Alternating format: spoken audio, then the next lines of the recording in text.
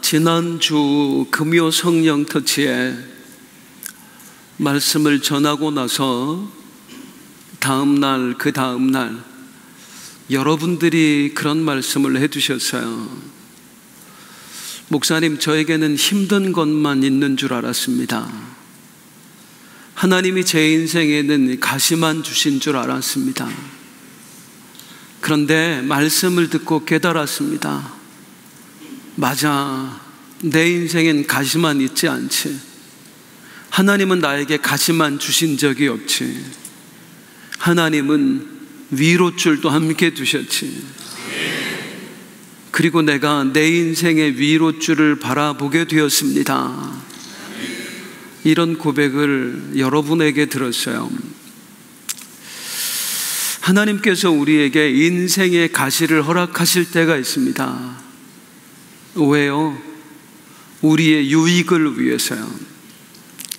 우리의 유익을 위해서 하나님이 가시를 허락하시는 거예요. 그 가시로 인해서 너무나 큰 유익이 우리에게 찾아오는 거예요. 요셉의 경우처럼 가시가 맺어준 인연을 통해서 생각지도 못한 축복을 경험할 수도 있고요. 모세의 경우처럼요, 가시를 통한 경험을 통해서 예전 같으면 생각지도 못할 사명을 감당하게 될 수도 있고요.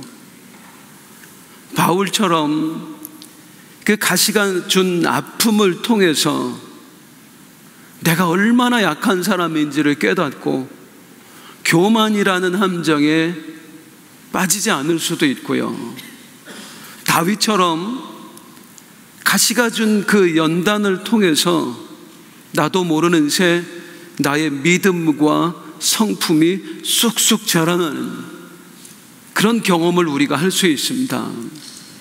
하나님이 주신 가시는 나에게 무조건 유익이 됩니다. 그럼에도 우리는 이 가시가 유익이 된다는 사실을 알지만 그럼에도 불구하고 할 수만 있으면 가시를 피하고 싶어요.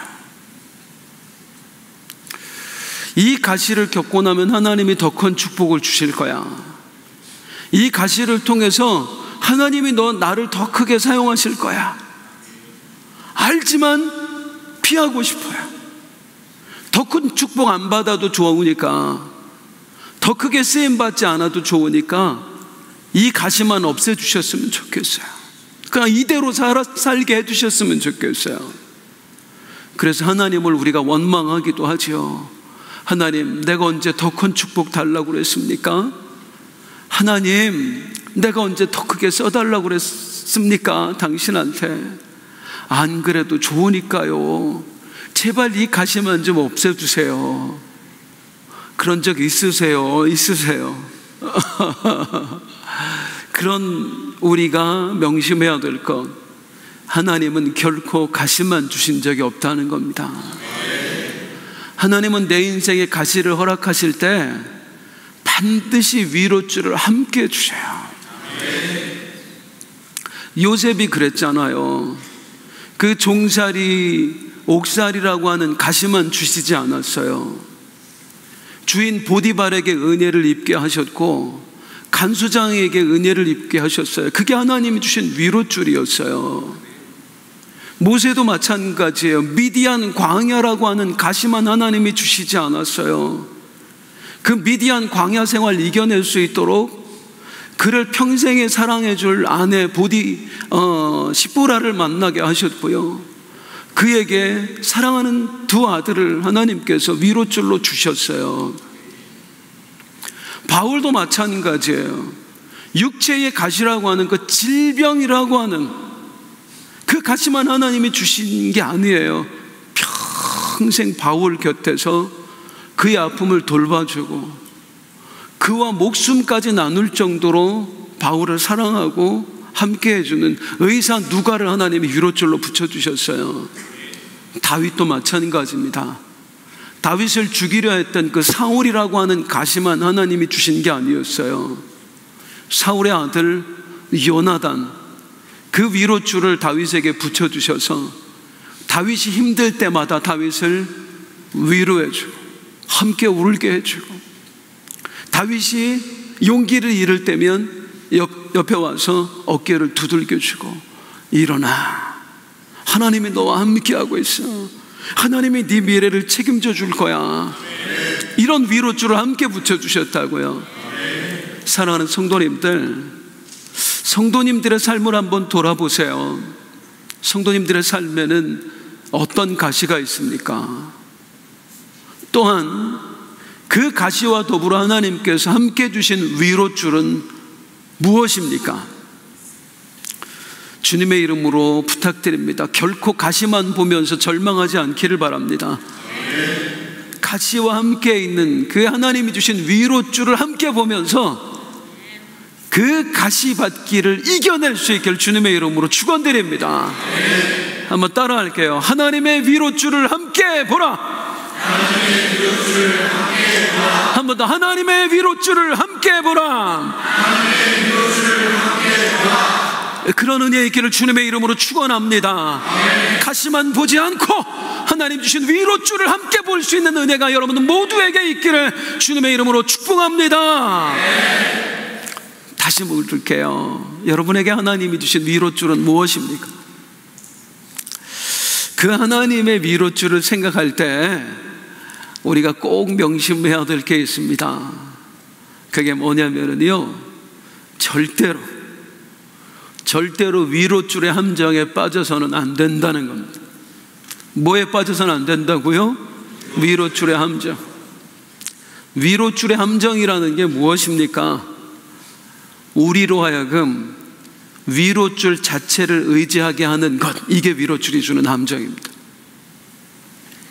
우리에게 위로줄을 주신 분은 하나님이십니다. 믿으시나요? 우리에게 위로줄을 주셔서 우리를 위로하시고 우리에게 용기를 주시고 우리에게 힘을 내게 하신 분 하나님이세요. 따라서 우리는 이 위로줄을 통해서 하나님을 바라봐야 되고, 이 위로줄을 통해서 하나님을 의지해야 되는 겁니다. 하나님, 이 위로줄을 주셔서 감사합니다. 하나님이 함께 하심을 내가 믿게 되었습니다. 느끼게 되었습니다. 이제 하나님만 붙들고 살게요. 하나님만 보고 살게요. 이래야 되는 거예요. 그런데 엉뚱하게 하나님에게 매달리는 게 아니라 이 위로줄에 매달려 사는 성도들이 있는 거예요. 하나님이 주신 위로줄에만 매달려 사는 사람들이 있다고요. 자, 하나님께서 남편에게 상처받은 그런 나를 위로해 주시려고 말 잘 듣고 공부 잘하는 자식을 위로줄로 붙여주셨어요. 그랬더니 이 자식에게만 집착을 하는 거예요. 자식에게만 목을 매는 거야.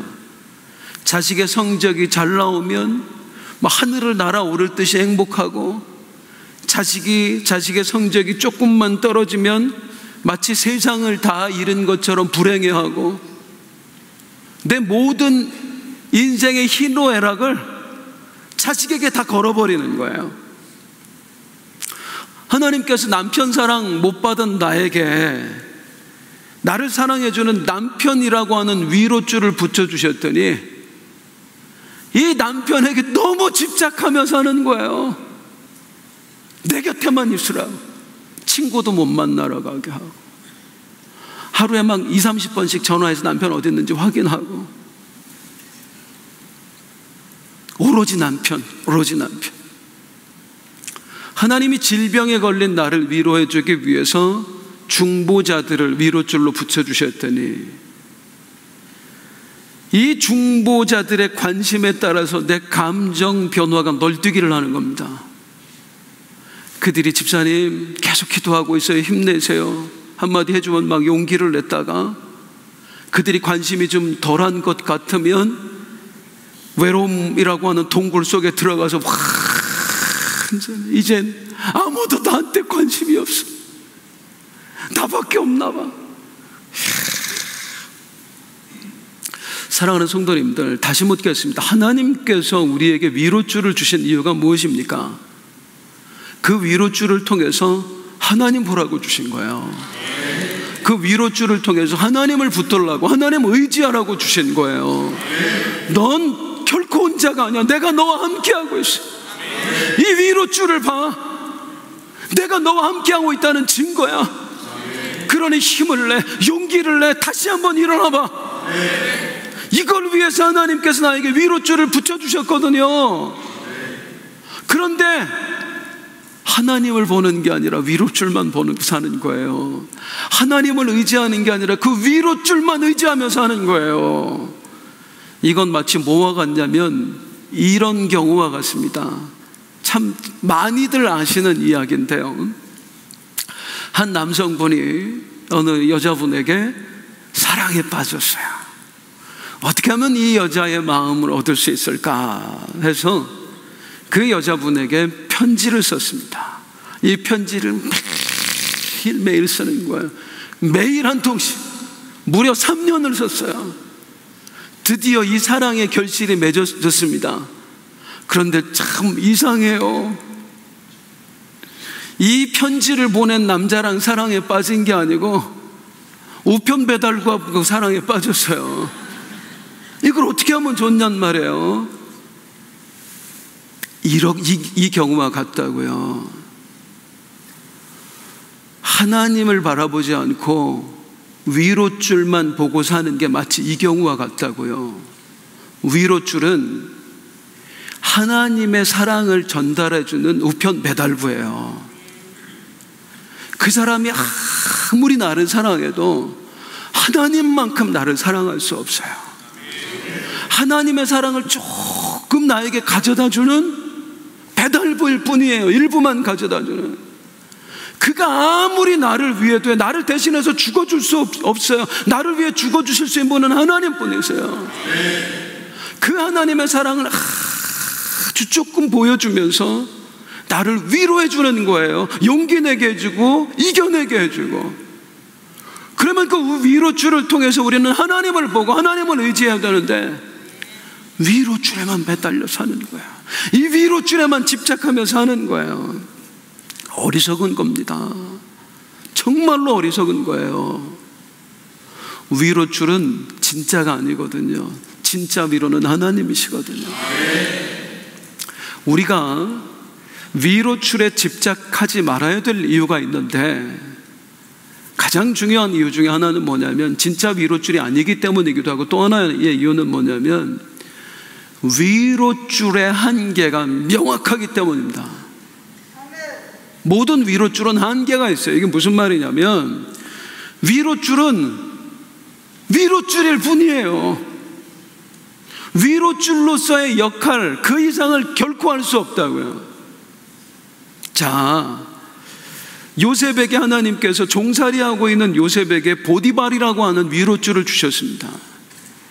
이 보디발이 요셉을 얼마나 믿고 사랑했던지 세상에 그 요셉에게 자기 집안의 대소사를 다 맡겨요. 네가 다 알아서 해. 그 주인의 사랑을 받고 인정을 받으면서 이 종살이를 이겨내는 거예요. 보디발이 요셉에게 주셨던 하나님의 위로줄이라고. 그런데 딱 거기까지라고요. 이 보디발이 나중에 어떡하죠? 자기 아내의 말에 홀딱 넘어가가지고 저놈이 나를 겁탈하려고 했어요.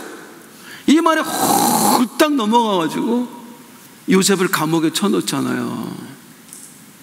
10년 동안은 위로줄이었는데 어느 순간 그 위로줄이 돌변해서 나를 감옥에 넣는 역할을 하는 거예요. 이게 위로줄의 한계라고요. 영원한 위로줄은 없습니다. 거기까지입니다. 다윗에게 주셨던 그 요나단이라고 하는 위로줄도 한번 볼게요. 요나단은 다윗을 정말로 사랑했습니다. 어느 정도 사랑했어요? 자기의 겉옷을까지 벗어주었어요. 이스라엘 사람들에게 겉옷이 어떤 의미인지 지난주 설명드렸잖아요. 이스라엘 사람들에게 겉옷은 자기의 정체성이라고요. 내 지위와 신분, 나의 모든 것을 상징한다고. 요나단이 다윗에게 겉옷을 벗어줬다는 것은 나의 왕자라는 신분 나는 버렸다. 그건 네 거다. 이 나라의 다음 왕은 너다. 그 정도로 다윗을 요나단이 사랑했어요. 그 사랑이 어느 정도로 놀라운 사랑이었던지 다윗이 뭐라고 고백합니까? 기이한 사랑이었다. 정말 기이할 정도로 나를 요나단 형이 사랑했다라고 다윗이 고백을 했거든요. 그 요나단을 통해서 얼마나 많은 위로를 받았습니까? 용기를 내고요. 사울 왕이 죽이려고 하면 그 앞에서 변호를 해주고, 다윗이 시리에 빠지면 하나님이 너와 함께하고 있어 용기도 주고. 그런데 딱 여기까지라고요. 아무리 다윗에게 찾아와 위로를 주고 용기를 줘도 그 이상을 할 수 없었다고요. 겉옷을 줄 뿐이지 진짜 왕위를 줄 수 있는 능력은 요나단에게 없었다고요. 사울 왕에게 가서 아니에요 아버지, 다윗이 그런 사람이 아니에요. 아버지 다윗을 죽이려고 하시면 안 돼요. 변호는 해줄 수 있지만 실제로 사울 왕의 창으로부터 다윗을 막아줄 수는 없다고. 그 능력 자체가 요나단에겐 없다고요. 거기까지예요. 이렇게 위로 줄에는 다 한계가 있습니다. 그 한계가 아주 명확합니다. 그런데 그 한계가 있는 위로 줄에 나의 모든 것을 건다, 그 사람에게 나의 전부를 건다, 내 마음 전부를 준다, 이것처럼 어리석은 게 어디에 있느냐 그 말입니다. 사랑하는 성도님들, 성경이 우리에게 알려주는 게 뭐예요? 사람은 결코 의지의 대상이 될 수 없다는 것입니다. 창세기 처음부터 나오잖아요. 하나님께서 아담에게 하와라고 하는 아내를 붙여주셨어요. 뭘로 붙여주셨다고 그래요? 성경에 돕는 배필로 붙여주셨대요. 아담아, 너에게 도움이 필요하구나. 그래서 내가 너를 도와줄 사람을 붙여줄게. 그렇게 해서 하나님이 주신 여자, 아내가 바로 하와입니다. 근데 묻겠습니다. 하와가 아담에게 도움이 안 됐어요? 안 됐어요? 어느 정도의 도움은 됐겠지요. 아담에게 사랑을 주고 아담을 행복하게 해주고, 여보 내가 오늘은 맛있는 과일 따놨어요, 같이 먹어요, 뭐 그런 것도 주고, 소소한 즐거움도 주고. 아담 일하고 오면 어깨도 주물러 주고, 그 정도의 도움은 주었죠. 그런데 결정적인 순간에 그 여자 때문에 선악과 따먹잖아요. 아담이 스스로가 한 얘기가 뭐예요? 저 여자 때문에 먹었습니다. 돕는 배필로 하나님이 붙여주셨는데 진정한 돕는 배필의 역할을 못했다고요. 사람은 거기까지입니다. 진정한 위로의 대상이 될 수도 없고요, 진정한 의지의 대상이 될 수도 없어요. 사랑하는 성도님들, 우리가 가족들에게 참 많은 위로를 받고 사랑을 받습니다. 부부간에, 부모와 자식간에, 형제간에 서로 많이 사랑하고 위로하고. 그런데 이 심리학자들이 하는 얘기를 들어보면, 상담 전문가들의 이야기를 들어보면, 사람은 가족을 통해서 많은 사랑을 경험하지만 가장 많은 상처를 주는 사람도 가족이래요. 이 세상에 나에게 사랑만 전해주는 사람은 없다고. 사랑해주는 만큼 상처도 주는 게 사람이라고. 심지어 가족도 그렇다니까요. 이런 사람을 의지하고, 이런 사람에게 목을 메고, 이런 사람에게 나의 마음 전부를 주고 결코 실패할 수밖에 없는 거예요. 그 위로줄을 통해서 우리는 오히려 상처를 경험할 수밖에 없는 거예요. 우리의 인간관계 늘 그렇잖아요. 저 사람이 참 위로가 되었어. 그래서 그 사람을 참 믿고 살았더니 어느 날 이 사람이 뒤통수를 때리는 거예요. 작정을 하고 그런 건 아닌데 참 그 사람이 나를 실망시키는 거예요. 이런 과정들이 우리 삶에 끊임없이 일어납니다. 그걸 통해서 하나님이 우리에게 가르쳐 주시는 게 무엇입니까?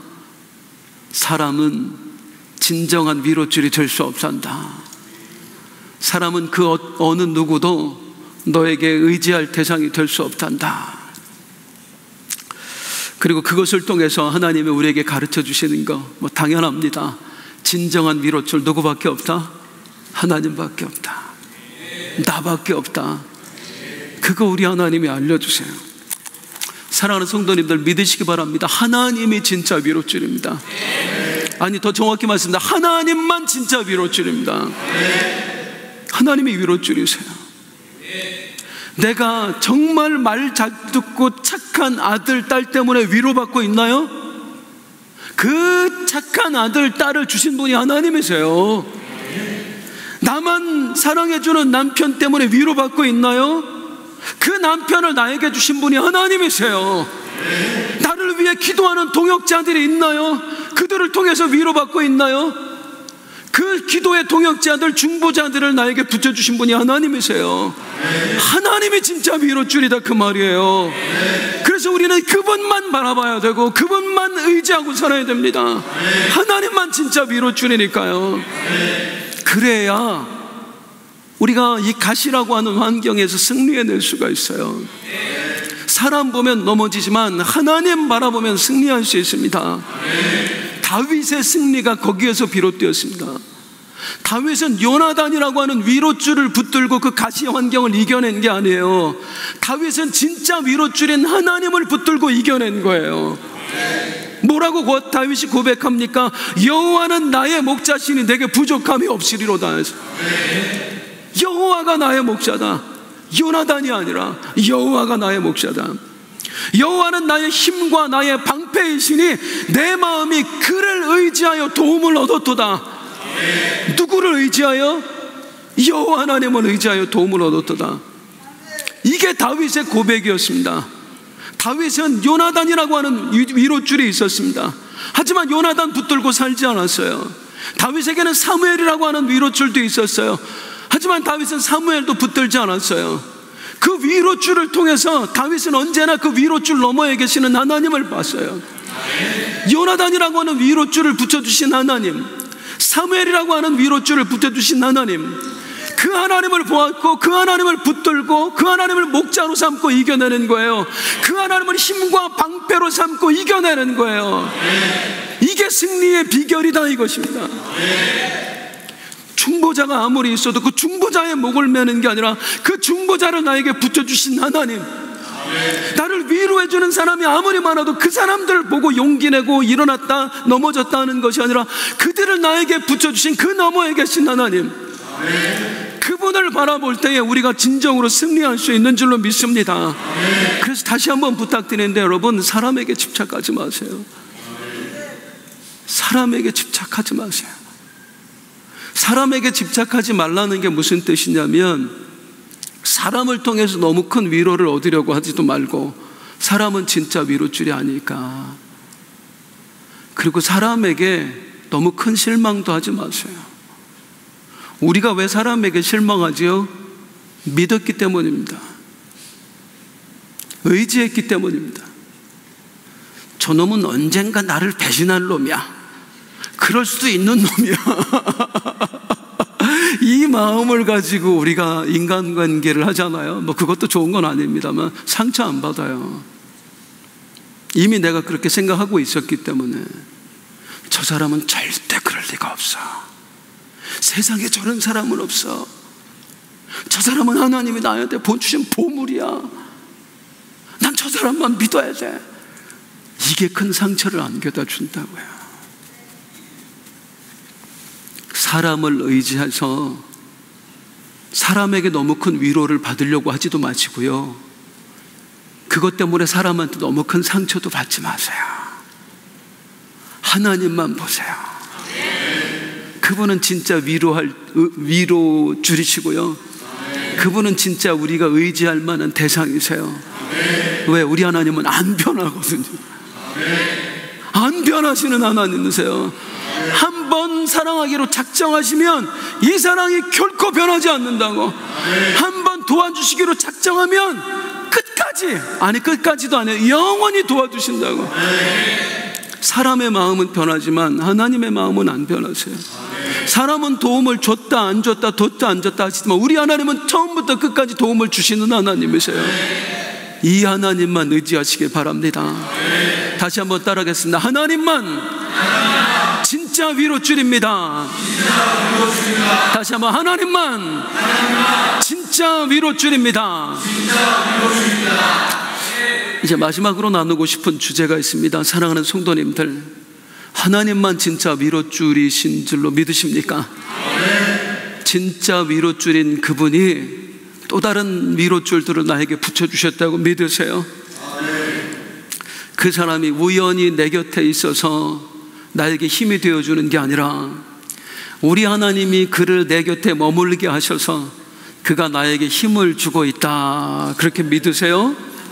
그리고 그 위로줄을 통해 힘을 내고 용기 내고 계신가요?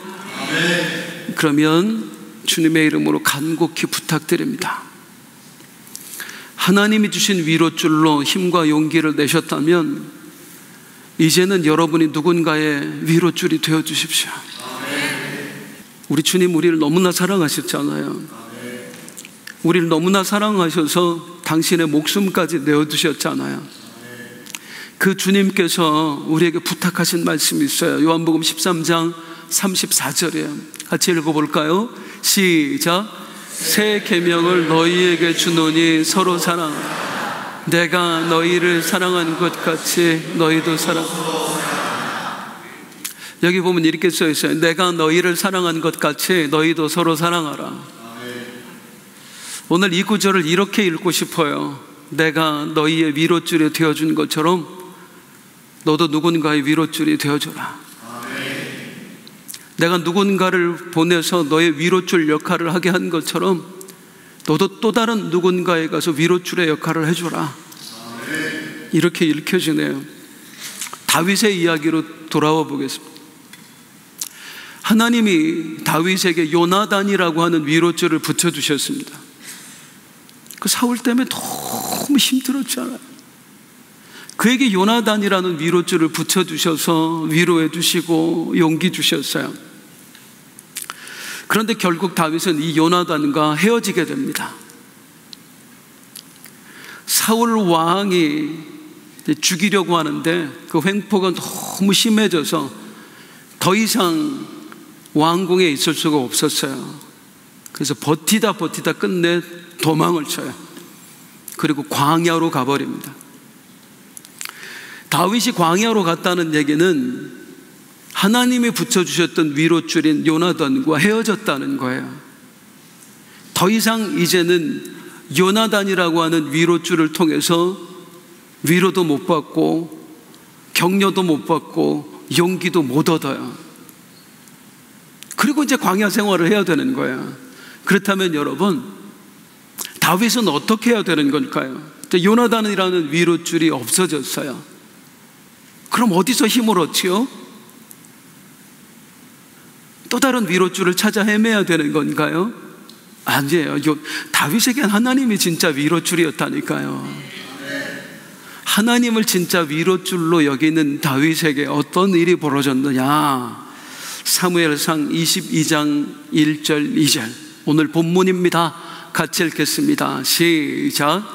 그러므로 다윗이 그곳을 떠나 아둘람 굴로 도망하고 그의 형제 아버지 집이 듣고 그리로 내려가서 그에게 이르렀고 환난당한 모든 자와 빚진 모든 자와 마음이 원통한 자가 다 그에게로 모였고 그는 그들의 우두머리가 되었는데 그와 함께한 자가 400명가량에 있다. 다윗이 광야로 도망을 쳤어요. 사울 왕이 죽이려고 해서 도망쳤습니다. 이제 앞으로 몇 년을 도망자로 살아야 될지 모릅니다. 퀴즈. 이 다윗에게 가장 필요한 존재는 어떤 존재들입니까? 함께 싸워줄 군사입니다. 사울 왕의 그 창과 칼로부터 나를 지켜줄 사람, 다윗과 함께 싸워줄 장수들, 군사들, 용맹한 사람들, 힘 있는 사람들이 가장 필요한 거예요. 다윗에게는. 그런데 이 다윗에게 어떤 사람이 왔냐면 당연히 뭐 가족이야 오겠죠. 다윗은 반역자로 몰렸으니까 그 가족도 살 수가 없는 거예요. 그래서 이제 일단 가족들은 왔고 그 다음에는 전혀 안 반가운 사람들이 오는 거예요. 어떤 사람이요?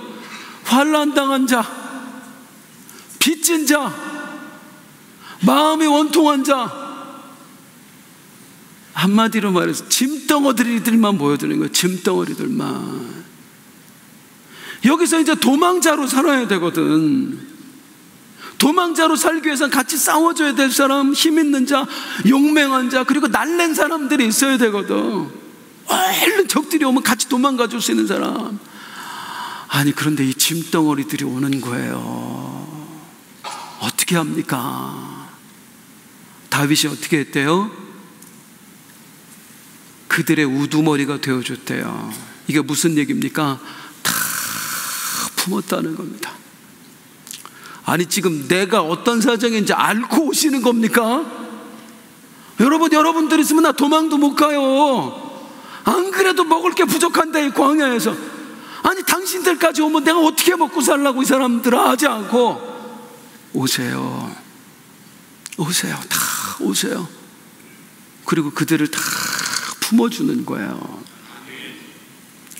이때 다윗이 얼마나 힘든 상황이었느냐면, 다윗의 도망자 시절 중에서 가장 힘들 때였어요. 다윗이 더 이상 이스라엘에서 도망치다가 살 수가 없어서 다른 나라로 망명을 합니다. 자기의 적국으로, 가드 왕 아기스에게로 망명을 해요. 그래서 지금까지 함께 싸웠던 그 적에게 찾아가서 나 좀 거두어 달라고. 그랬더니 저들이 의심을 해. 야, 이놈이 스파이다. 그래서 지금 첩자로 온 거다. 다윗 죽여야 된다. 그 말을 듣고 죽을까봐 다윗이 어떻게 하냐면은 미친 척을 합니다. 갑자기 침을 질질질질 흘리면서 미친 사람 흉내를 내요. 그러니까 저는 미쳤네, 저거 당장 갖다 버려. 그래서 여기 광야로 온 거예요. 미친 척 하다가 내 신세가 어쩌다 이렇게 됐나. 얼마 전까지는 남부럽지 않은 인생이었습니다. 그런데 그 사울이라는 가시 때문에 진짜 비참하게 되었습니다. 어딜 가도 머리 돌 곳이 없고, 어딜 가도 쉴 곳이 없고, 어딜 가도 마음 돌 곳이 없고, 정말로 나와 하나님이 함께 하시는 거야? 하나님이 나를 지켜주실까? 저 사울 왕의 칼날로부터 나를 보호해 줄 수 있을까?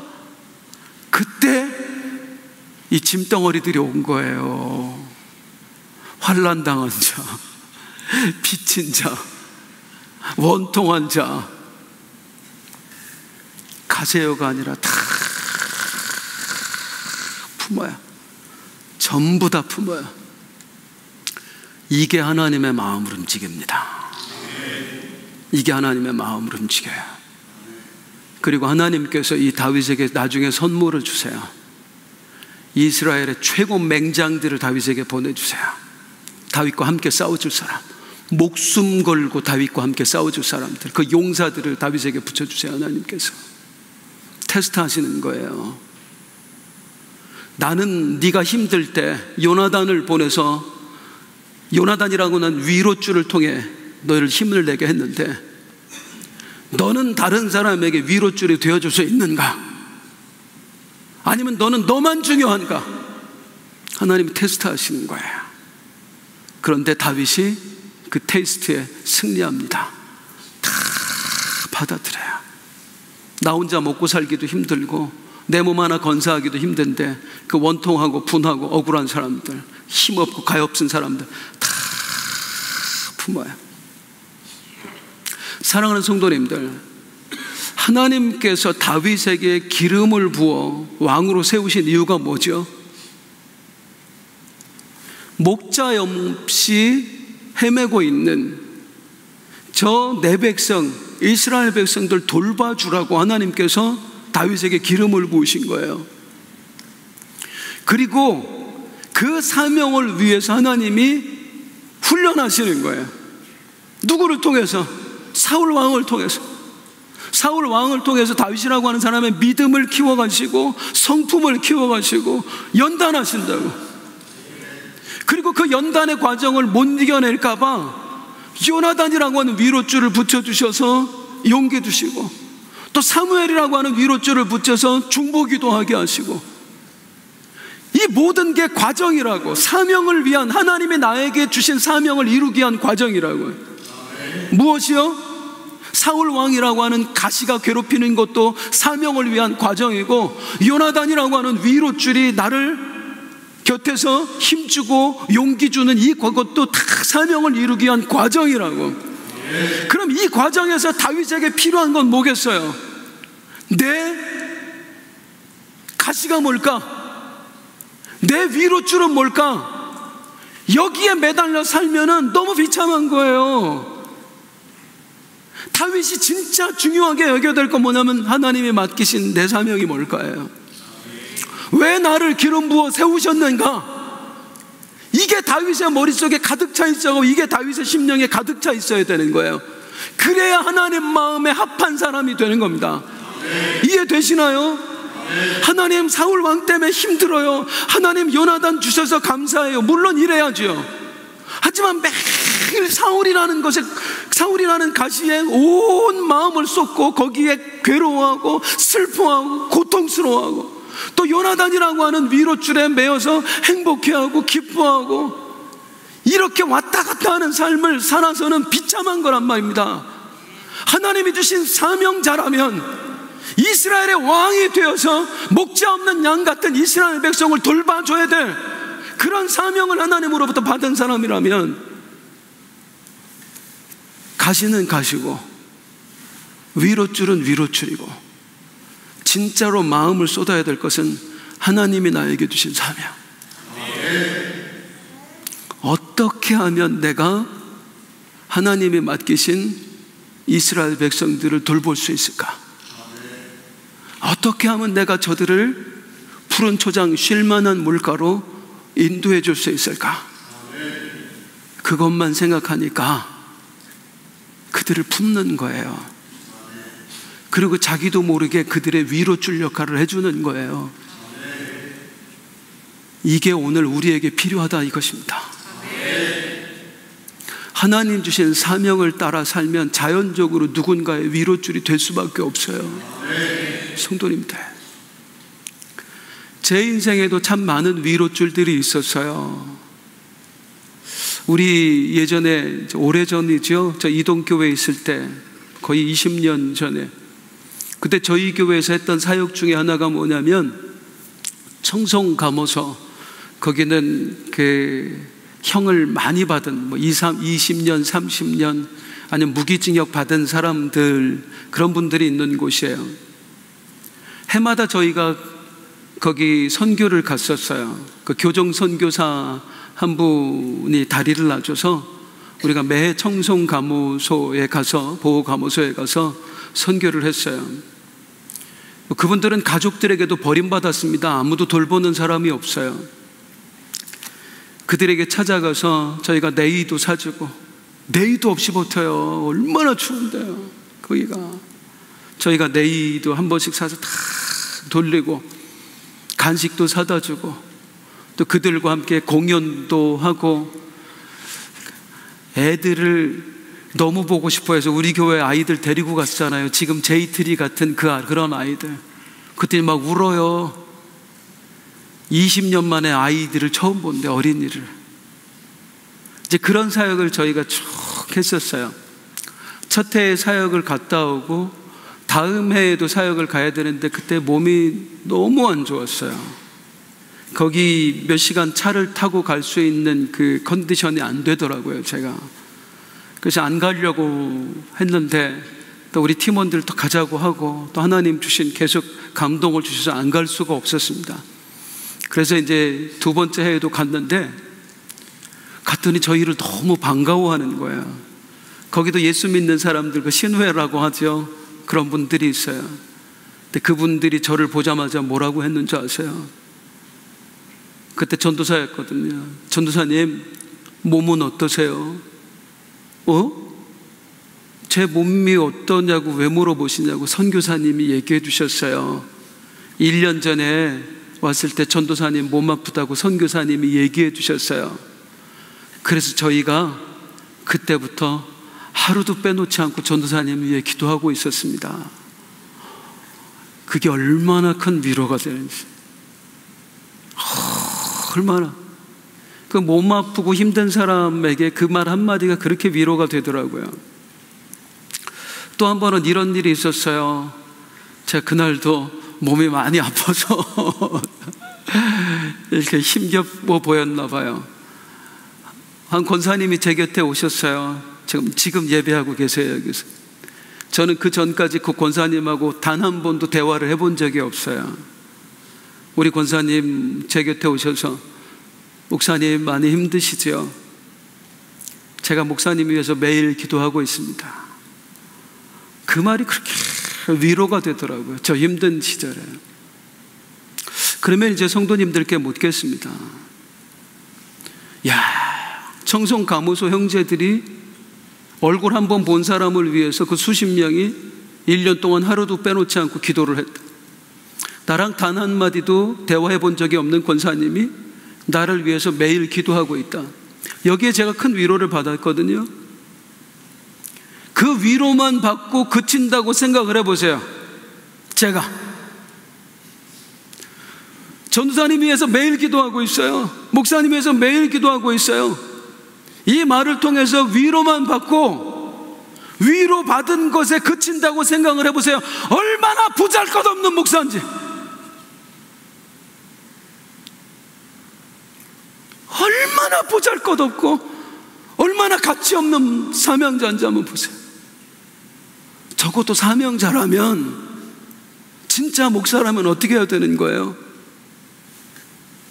그 형제들을 통해서 저희가 매일 기도하고 있어요.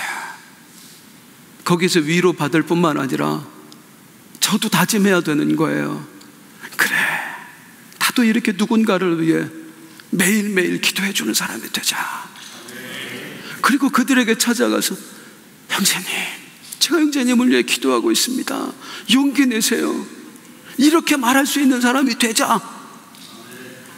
이래야 목사다운 것 아닙니까? 이래야 하나님의 사명을 맡은 사람다운 것 아닌가요? 하나님으로부터 위로줄을 경험한 모든 사람에게 그 사명이 있다, 그 말이에요. 하나님이 그 위로줄을 붙여주신 이유는 힘들지, 용기 내, 여기서 끝이 아니에요. 힘들지, 용기 내, 용기 내고 일어나서 또 다른 사람에게 위로가 되어줘. 그들의 손을 붙잡아줘. 이게 우리 하나님의 위로줄을 붙여주신 이유예요. 더불어 한 가지를 더 말씀드리면, 우리에게 가시를 붙여주신 이유도 그거더라고요. 위로줄이 되라고. 아픔을 겪은 사람은요, 누가 위로해 줄 수 있느냐면 그 아픔을 겪어본 사람만 해줄 수 있어요. 제 친구 목사님 중에 어느 날 아들이 장애가 왔어요. 20몇 살짜리가 치매가 왔어요. 여기에 이 목사님이 절망한 거예요. 우리가 함께 만나서 위로해 주는데 고마워 하는데 위로가 되겠습니까? 내 자식들은 다 건강한데. 누가 목사님 힘내라고 하니까 이 목사님이 진짜 힘을 내냐면, 딸아이가 20몇 살 먹었는데 태어나서부터 지금까지 누워있는 목사님이 있어요. 그 목사님이 와서 목사님 힘내 그러니까 펑펑 울더라고.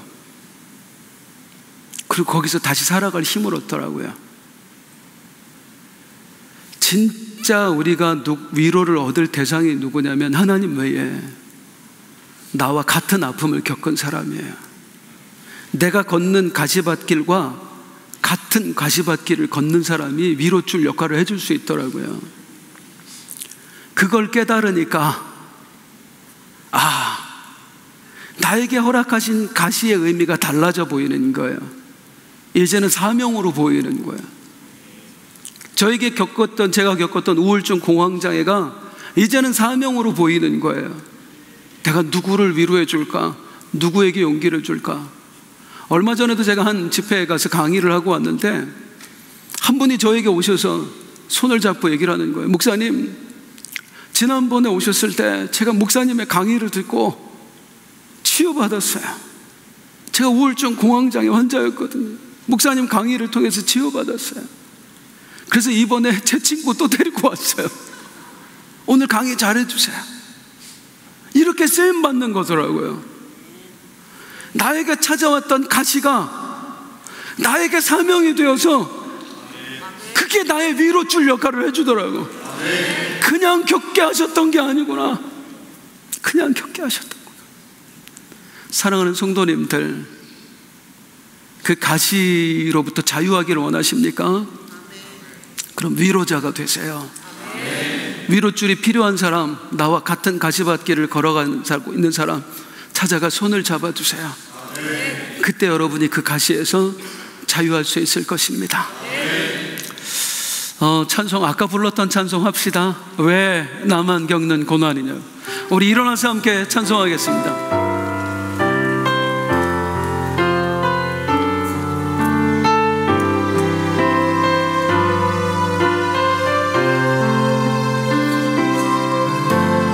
왜 나만 겪는 고난이냐고. 불편하지 마세요. 고난의 뒤편에 있는 주님이 주신 축복 미리 보면서 감사하세요.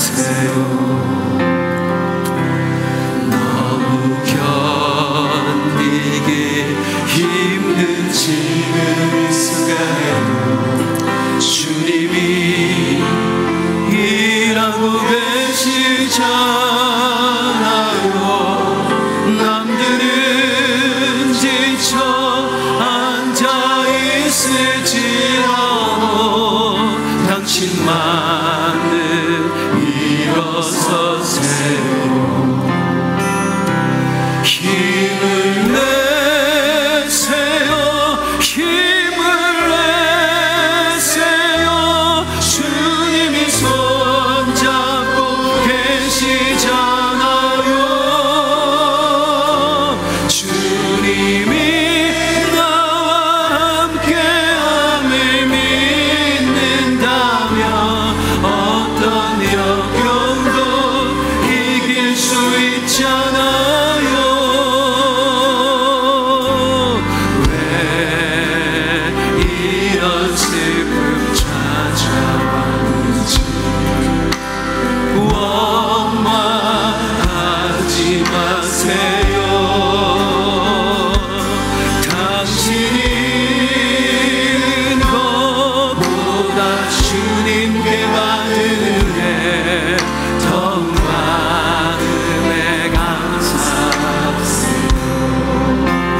견디기 힘든 지금 이 순간에도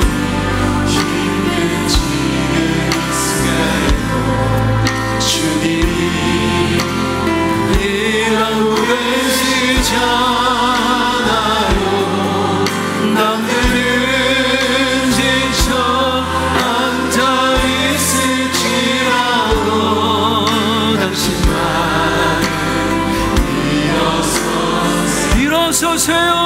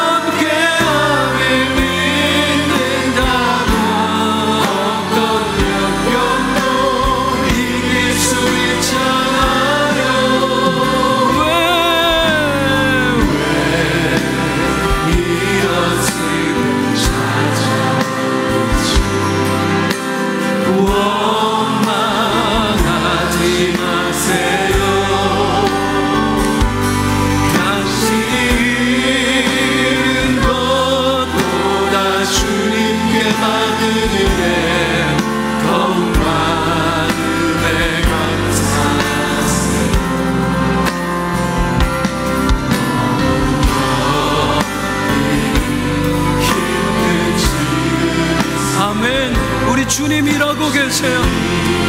진짜 위로 줄인 그분이 날 위해 일하고 계세요.